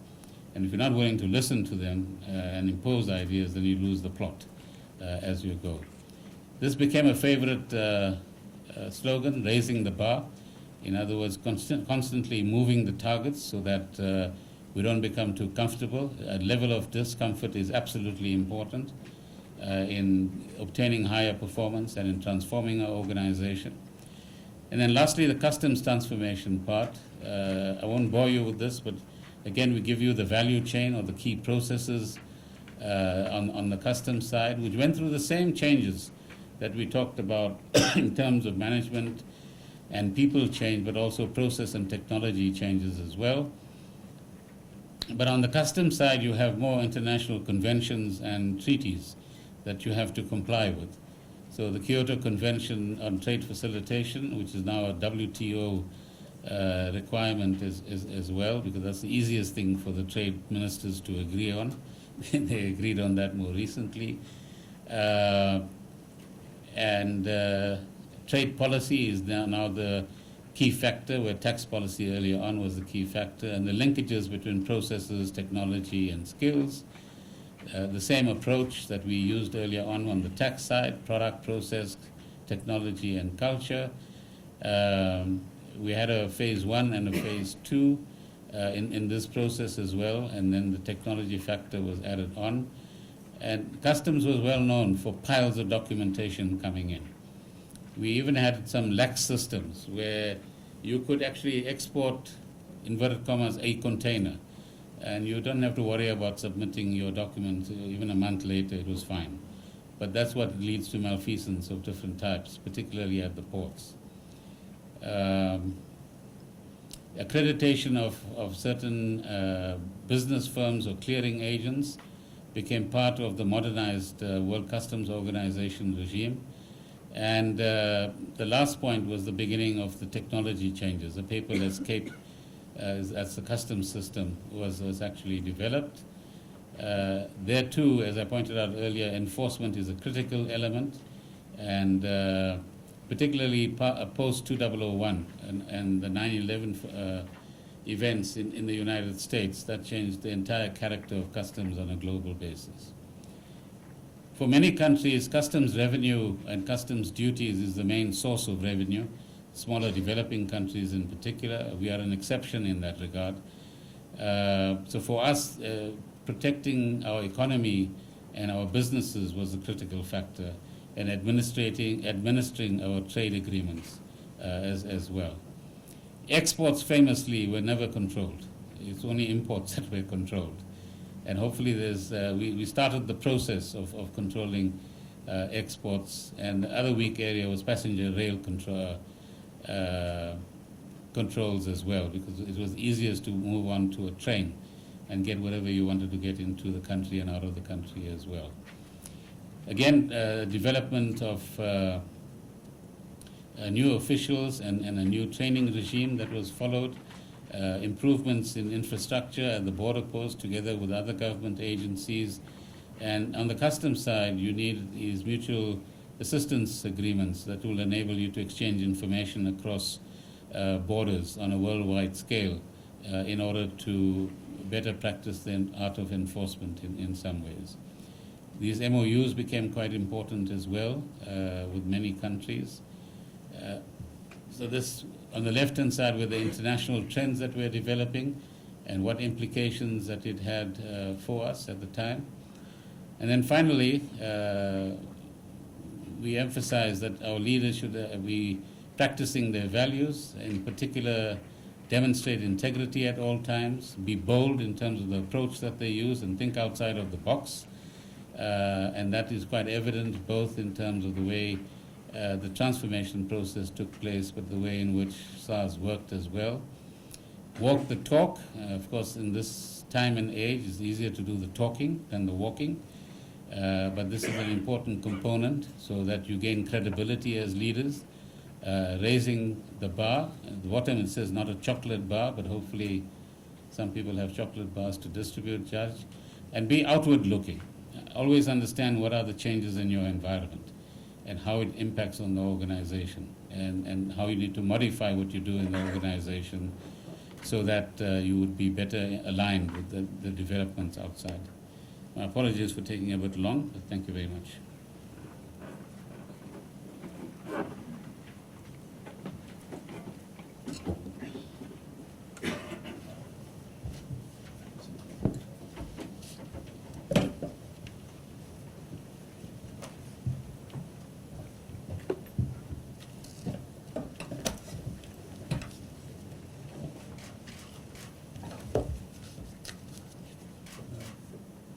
Thank you, Minister. Can you just clarify two things for me? As I understand it, I've watched a development taking place there. As I understand it, a development along the same lines continued under Mr. Magashula and the acting Commissioner, Mr. Pillay. Are you aware of that? Yes, but from a distance. I understand. By then I was Minister of Finance. Well, but yes, it absolutely did. And it followed the kind of track that we had laid, if you like, during this period. What I want to know is this, though. In end of 2014, beginning of 2015, as I understand it, maybe you know about this, maybe you don't, there was a major review undertaken of the operations of SARS. I've heard various figures thrown around of 300 million rand or 400 million rand that was spent on this major review. Do you know why that review was needed? Was there something that you would say was wrong that required review? Well, as you know, Judge, we had elections in late April 2014. A new government was in place by mid-May 2014. The new Minister of Finance then was Minister Nene. And on the 9th of December 2015, Mr. Nene was dismissed by the then President, Mr. Zuma. And on the 13th of December 2015, I was called in to resume the position of Minister of Finance. On the 14th of December, which was a Monday, 2015, Mr. Jonas, the then Deputy Minister, and myself gave a press conference. On the 15th of December 2015, we visited SARS and met with Mr. Moyane, the then Commissioner. And I have a photocopy of the notes that I took during that time and shared 10 things with him, which he confirmed by email. And one of which was that I want to understand the new operating model suggested by this consulting firm, Bain, better, firstly. Secondly, stop making changes until I understand this, the new operating model and why it is necessary. And thirdly, I mean, you've seen, and the world has seen, the benefits of institutions like the Large Business Center, for example. And it appeared at the time that that was in the process of being dismantled, if not dismantled. And the new concentration of power, if you like, was taking place in certain parts of the new operating model as well. So why was it done? I can only speculate. Well, don't speculate if you... I don't have a factual basis, but the reasons that circulate around us, and particularly I believe there's been a string of visits to newsrooms recently by this consulting firm, is that SARS was in a mess at the time. And that's a narrative that I would like to dismiss quite quickly, because there's the evidence that it wasn't. A firm foundation had been laid. If minor and incremental changes needed to be made to lend greater efficiency, that's a different matter, and in line with the way things evolved over a 10-year period. But I think what we learned in 2016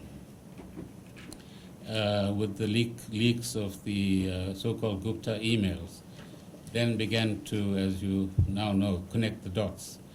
And I suppose part of your inquiry is what happened in this institution during that period. What was its connection?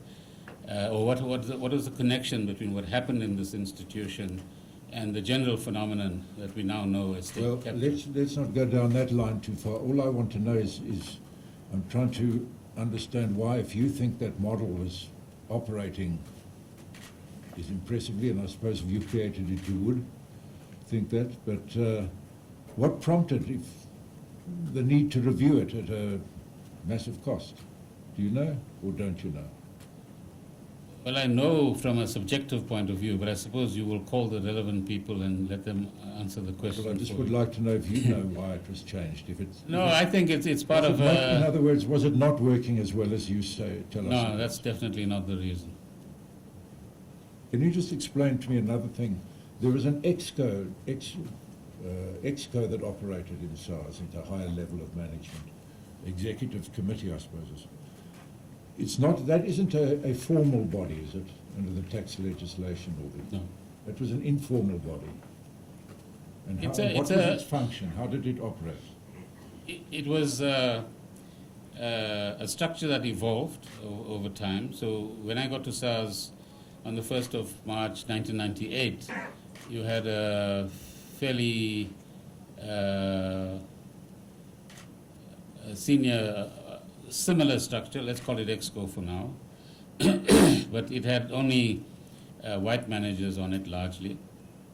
And with the consent of the then Commissioner, Mr. Van Heerden, I actually created a management committee below it in order to give young black people in the organization in particular, but more non-racial as well, an opportunity to understand what decision-making meant at a senior level.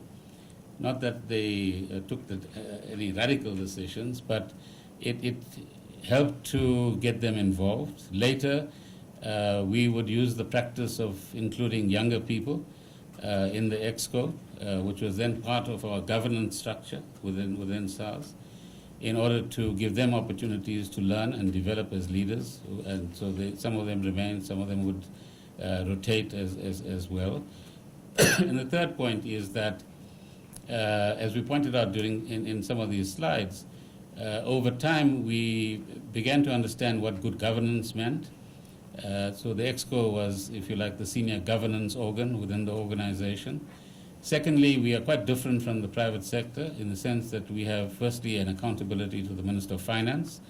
So there would be regular plus-minus fortnightly meetings with the Minister of Finance, where we would report on what we do and not do, or what changes we intended to make, and keep him informed. In many instances, if there were some significant changes, which did happen during this period, he wouldn't read about it in the newspapers. He would be properly briefed and be able to influence the decisions if it was appropriate on a friendly basis, so to speak. Could we just stick to the EXCO for the moment? Yeah, no, the EXCO is part of a structure, Chair. But who is in the EXCO? That's really...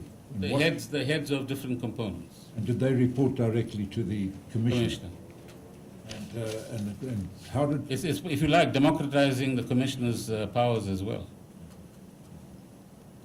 So if I can just finish the last part. So Good. an important part in organizations like this are checks and balances. So for example, how are settlements on tax matters arrived at? You can either say, yes, the head of legal or whatever, that person is empowered to make the decision. Or you can say, even the head of legal must appear before a committee on settlements, demonstrate why he or she has taken a particular view, and convince colleagues in the organization who might come from different backgrounds as to why that decision was made, and get their concurrence. And those are important checks and balances on discretion, because the Act and the delegation of different powers in the Act actually assigns a fair amount of discretion to different people. And if that's left unchecked and without proper structures, so for example, writing off debt in an organization, you can write off $2 billion tomorrow, or whatever the case might be, but there has to be a process by which that is done. It must be recorded somewhere, et cetera, et cetera. So the point I'm making is that the EXCO was part of a governance system that we established, not necessarily in law, but in order to create a rigorous system of governance within the organization.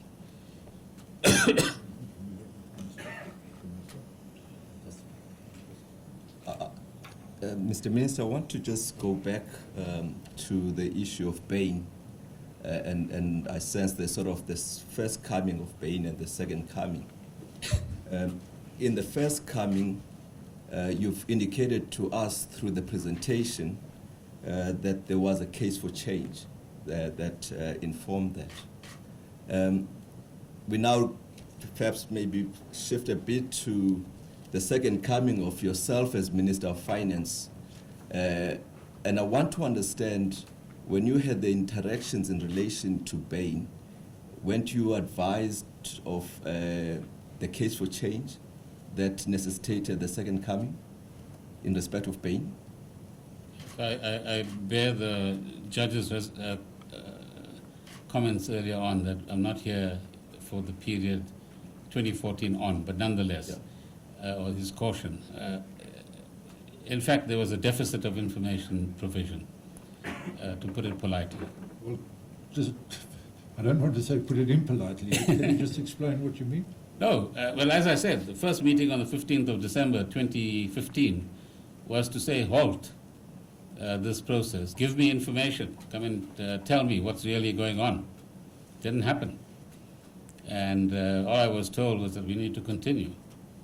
I have to find the records of all of that. But essentially, there was no deference for the office of the Minister of Finance. And quite clearly, it is linked to revelations that come a little later.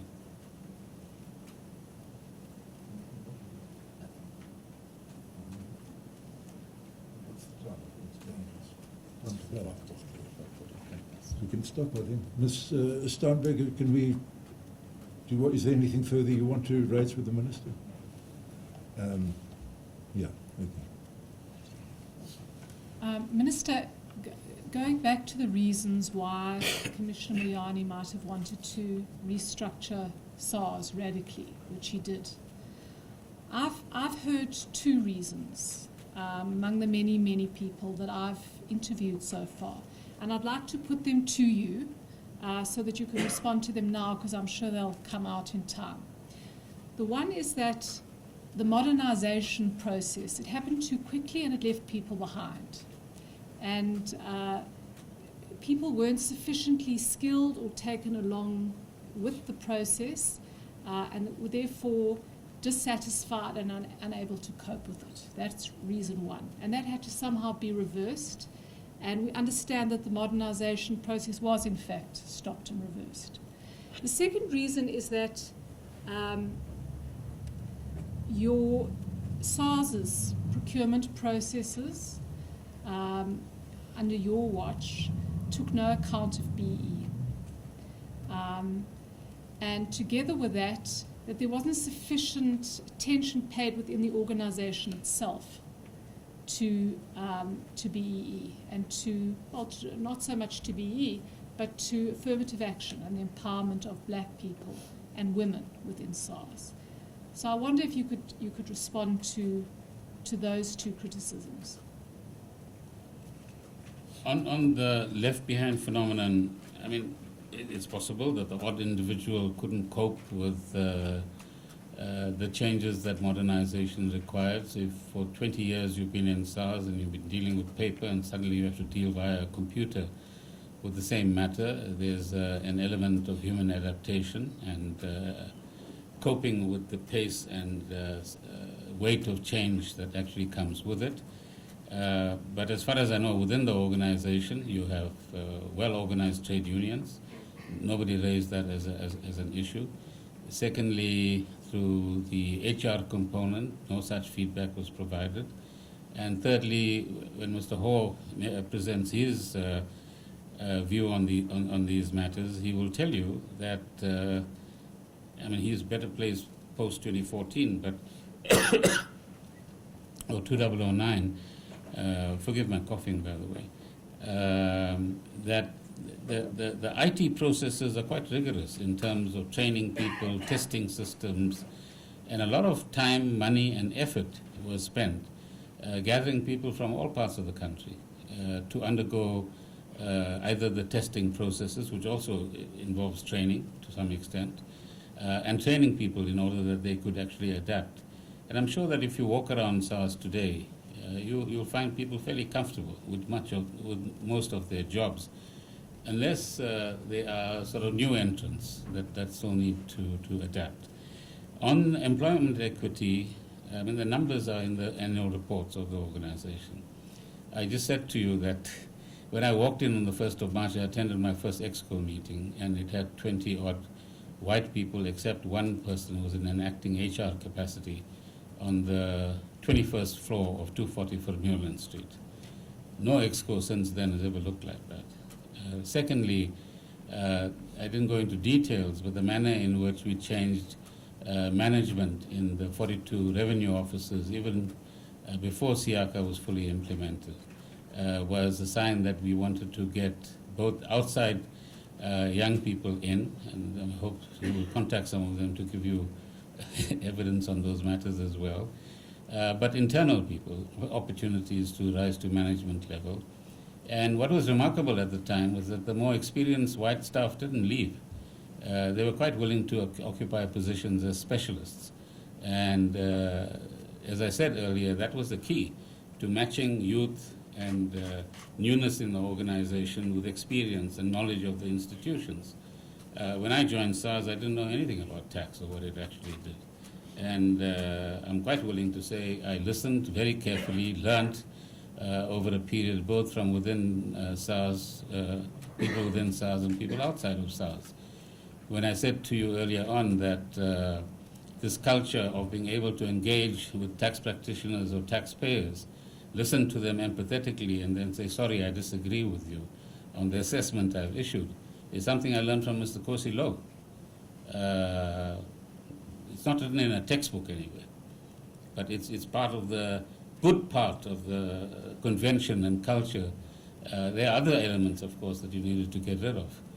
But one can't throw out the baby with the bathwater in that particular regard. But the numbers on that side speak for themselves.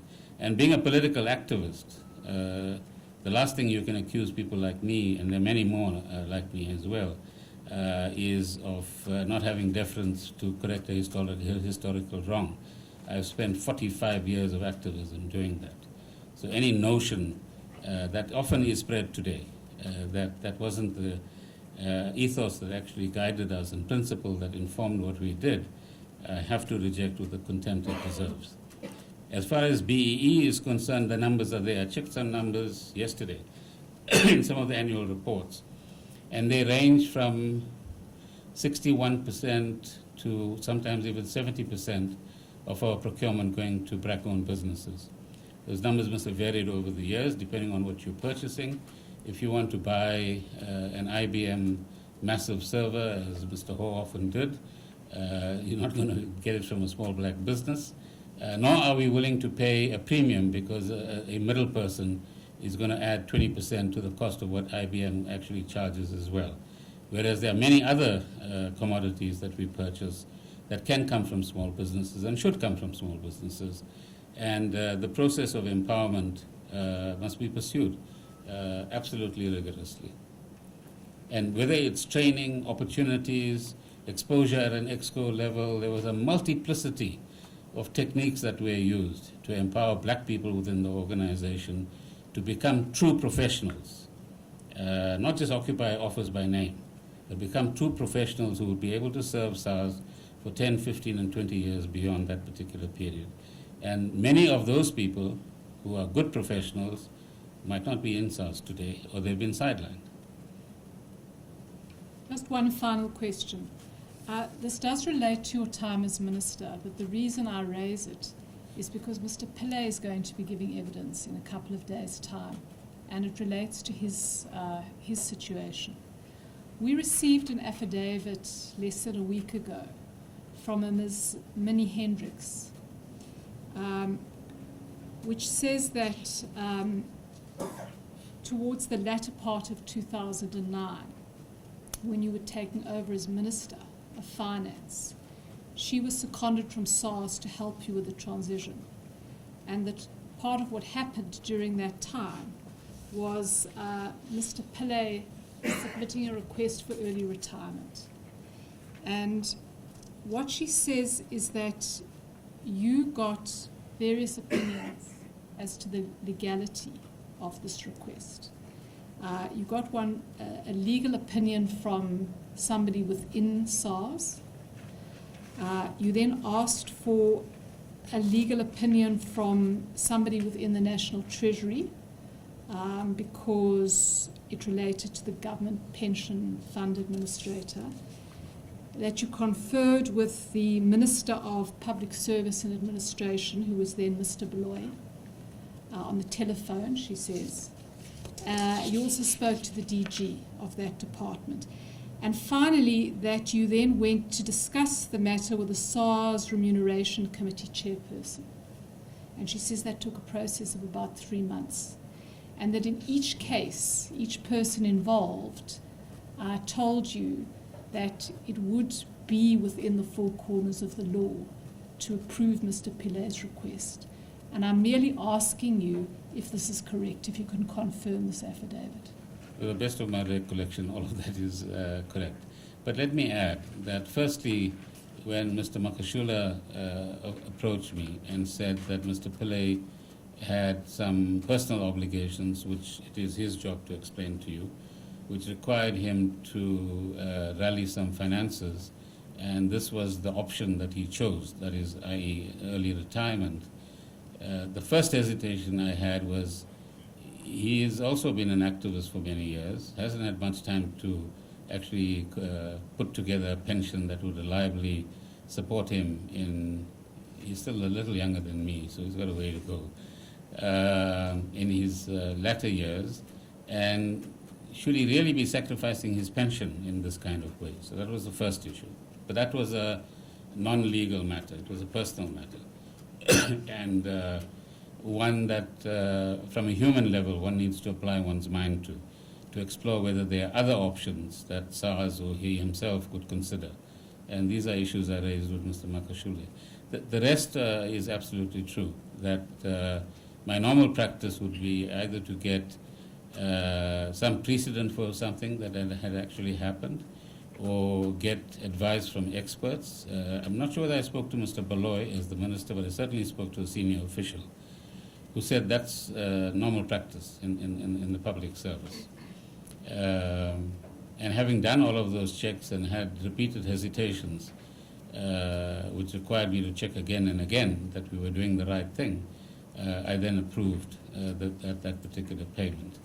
And the reason it then became, this is now going outside of your brief, but it became an issue later, was that it suited some people during the state capture period to now pick up those sorts of issues from within SARS. And as you know, that was all happening within the period, Judge, when there were these famous Sunday Times leaks that were going on, and which cast all sorts of malicious aspersions on various individuals. At the end of it, as you know, we were charged in 2016, that being my offense. So it's strange, and I hope you will also look into how is it that the prosecuting authority didn't have all the information? How is it that Mr. Sivington's view on the matter, which was well and properly recorded, didn't find its way into the records of those who were investigating the matter, and so on, which clearly indicates malicious intent as far as I'm concerned.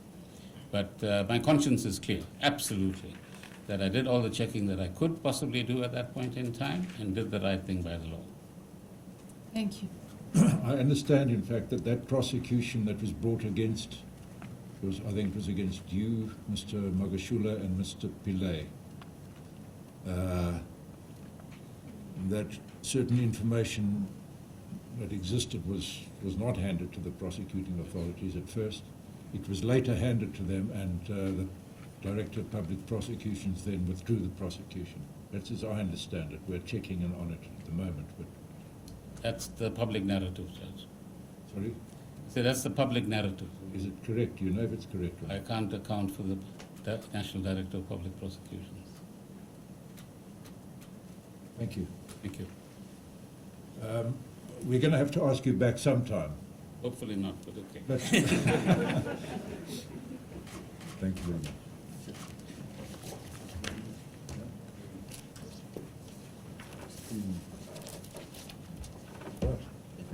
We'll convene again at 9:30 tomorrow morning.